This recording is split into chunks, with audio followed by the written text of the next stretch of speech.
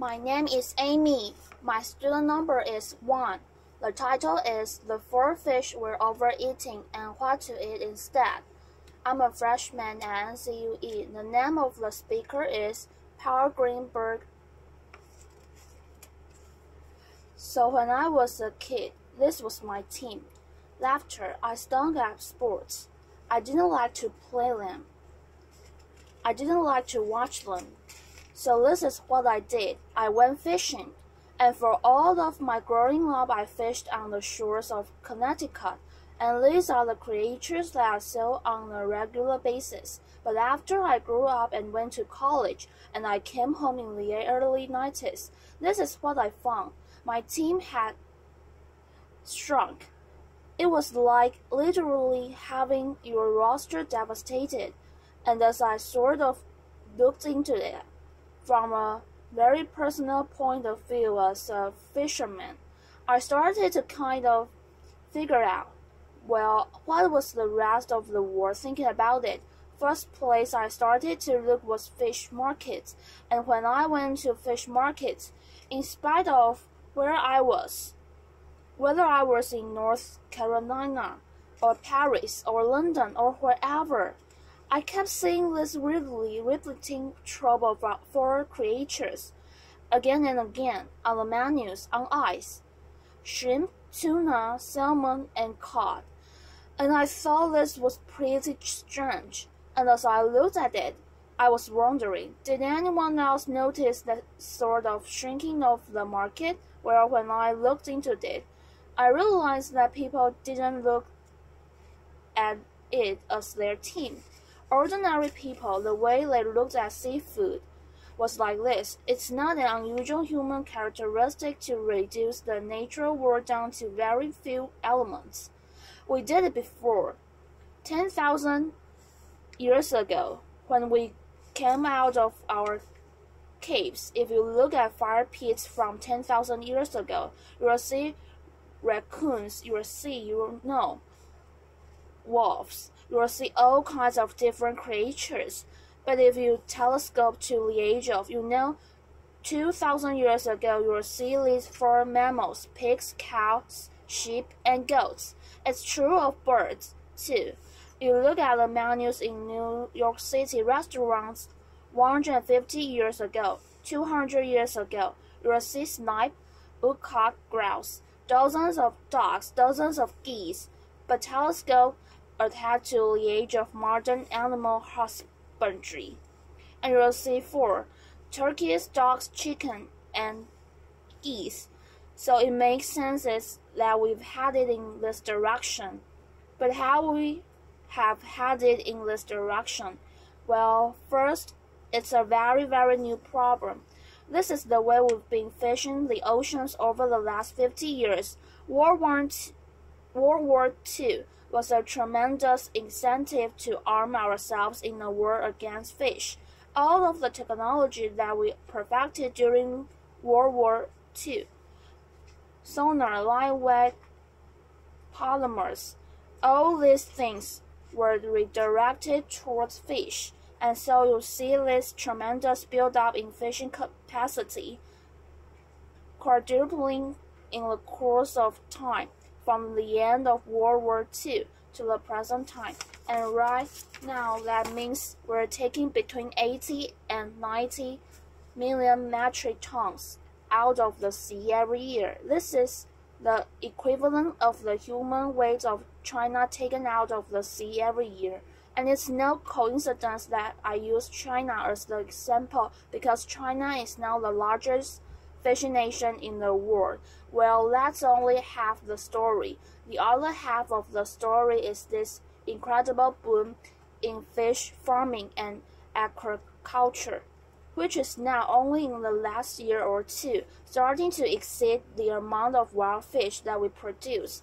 So that if you add wild fish and farmed fish together, you get the equivalent of 2 Chinas created from the ocean each and every year. And again, it's not a coincidence that I use China as the example, because China, in addition to being the biggest catcher of fish, is also the biggest farmer of fish. So let's look through at the 4 choices we are making right now.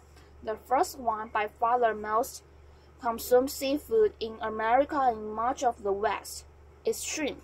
Shrimp in the wild is a wild product. It's a terrible product. 5, 10, 15 pounds of wild fish are regularly killed to bring 1 pound of shrimp to the market.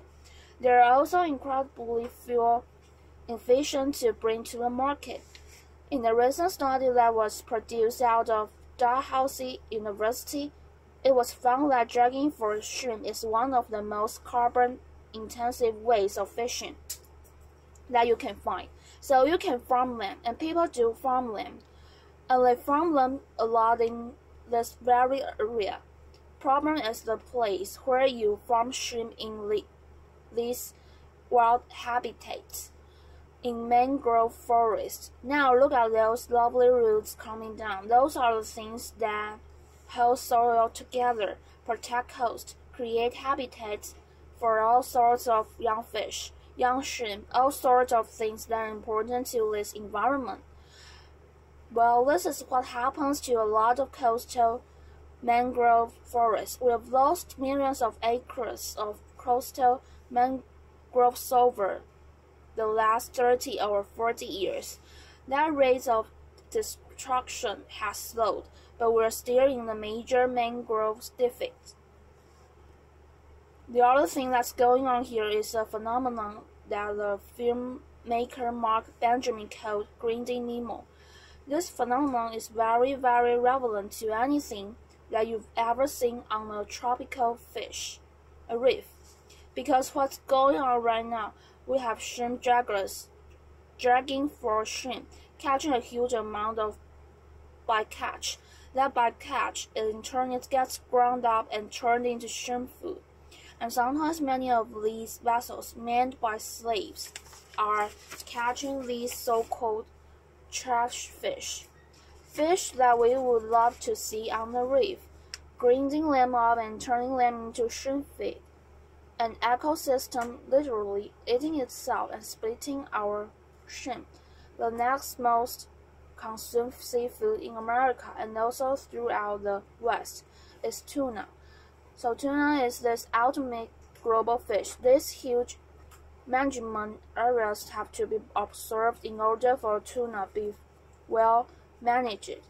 Our own management area called the Regional Fisheries Management Organization is called ICAT, the International Commission for the Conservation of Atlantic Tunas. The great naturalist Carl Safina once called it the international conspiracy to catch all the tunas. Of course, we've seen incredible improvement in ICAT is in the last few years. There is total room for improvement, but it remains to be said that tuna is a global fish, and to manage it, we have to manage the growth. Well, we could also try to grow tuna, but tuna is a spectacularly bad animal for agriculture. Many people don't know this, but tuna are warm-blooded. They can heat their bodies 20 degrees above ambient temperature. They can swim at over 40 miles an hour. So that pretty much eliminates all the advantage of farming a fish, right? A farm fish is cold-blooded. It doesn't move too much. That's a great thing for growing protein. But if you've got this crazy wild creature that swims at 40 miles an hour and heats his blood, not a great candidate for agriculture. The next creature most consumed seafood in America and throughout the West is salmon. Now salmon got its plundering too, but it didn't really necessarily happen through fishing. This is my home state of Connecticut. Connecticut used to be home to a lot of wild salmon. But if you look at this map of Connecticut, every dot on that map is a dam. There are over 3,000 dams in the state of Connecticut. I often say this is why people in Connecticut are so uptight. Laughter. If somebody could just unblock Connecticut's chi, I feel that we could have an infinitely better word. But I made this particular comment at a convention once of national parks officers, and this guy from North Carolina sidled up to me. He says, "You know, you oughtn't be so hard on your Connecticut, 'cause we here in North Carolina, we got 35,000 dams, so it's a national epidemic. It's an international epidemic. And there are dams everywhere, and these are precisely the things that stop wild salmon from reaching their spawning grounds. So as a result, we've turned to agriculture, and salmon is one of the most successful, and this from a numbers point of view. When the fish started farming salmon, it could take as many as 6 pounds of wild fish to make a single pound of salmon. The industry has, to its credit, greatly improved. They've gotten it below 2 to 1, although it's a little bit of cheat, because if you look at the way agriculture feed is produced, they're measuring pounds of pellets per pound of salmon. Those pellets are in turn reduced fish, so the actual, what's called the FIFO, the fish in and the fish out. Kind of hard to say, but in any case, credit to the industry. It has lowered the amount of fish per pound of salmon. Problem is we've also gone crazy with the amount of salmon that we're producing. Agriculture is the fastest growing food system on the planet. It's growing at something like 7% per year, and so even though we're doing that per fish to bring it to the market, we're still killing a lot of these little fish. And it's not just fish that we're feeding fish to. We're also feeding fish to not chickens and pigs. So we've got chickens and they're eating fish, but really, we also have fish that are eating chickens, because the byproducts of chickens, feathers, blood, bone, get around and fed to fish. So I often wonder, is there a fish that ate a chicken that ate a fish? It's sort of a reworking of the chicken and egg thing. Anyway, laughter altogether though, it results in a terrible mess. What you are talking about is something between 20 and 30 million metric tons of wild creatures that are taken from the ocean and used and ground up. That's the equivalent of a third of China, or of an entire United States of humans that's taken out of the sea each and every year. The last of the four is a kind of amorphous thing. It's what the industry calls whitefish.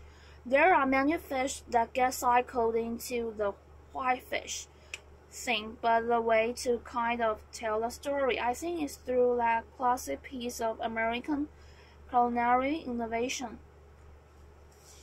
the filet-o-fish sandwich. So the filet-o-fish sandwich actually started as halibut, and it started because of a local franchise owner found that when he served his McDonald's on Friday, nobody came because it was a Catholic community. They needed fish. So he went to Ray Kroc and he said, "I'm going to bring you a fish sandwich, going to be made out of halibut." Ray Kroc said, "I don't think it's going to work. I want to do a hula burger, and there's going to be a slice of pineapple on the bun. But let's do this. Let's have a bet.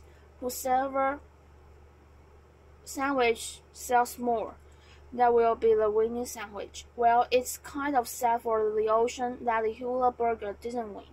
So he made his halibut sandwich. Unfortunately, though, the sandwich came in at 30 cents. Ray wanted the sandwich to come in at 25 cents, so he turned to Atlantic cod. We all know what happened to Atlantic cod in New England. So now the filet-o-fish sandwich is made out of Alaska pollock.